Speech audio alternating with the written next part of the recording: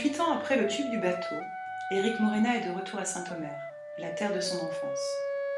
L'occasion pour ce personnage proche de Luis Mariano de parcourir les allées du marché pour replonger dans son berceau entre postes clichés et restos.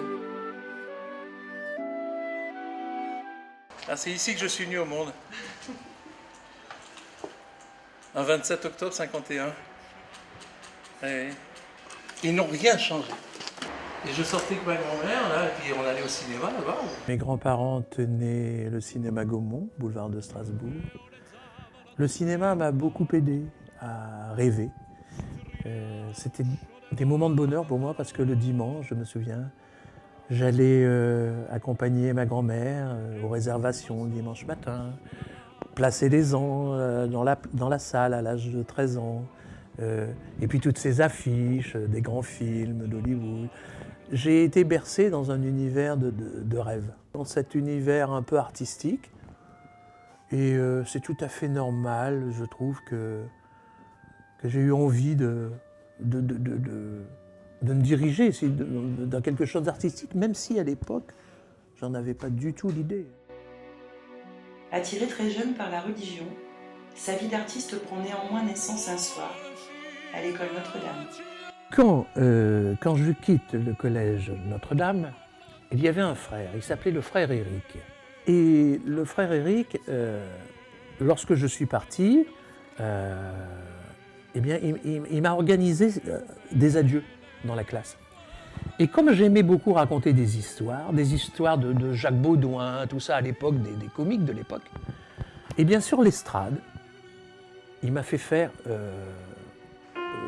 2-3 numéros avant de partir, à 17h le soir. Et j'ai quitté mes copains là-dessus. Et ce petit... Oui, ma première scène. Et ça m'a fait un tilt. J'ai aimé les applaudissements de mes copains.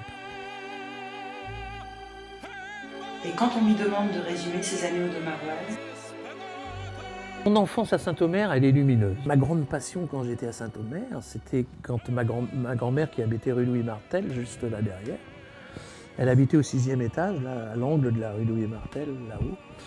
Et après le goûter du samedi, quand je revenais de la confession, eh bien, on allait observer les hirondelles, elle me racontait des histoires, voilà. C'est des moments de plénitude, de bonheur simple, qui me sont restés dans le cœur. Voilà.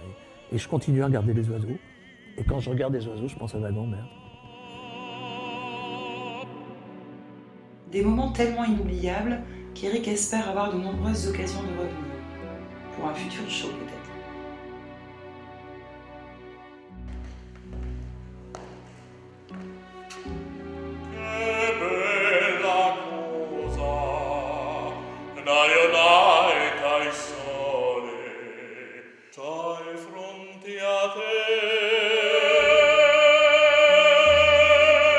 Si je m'imagine vivre très vieux.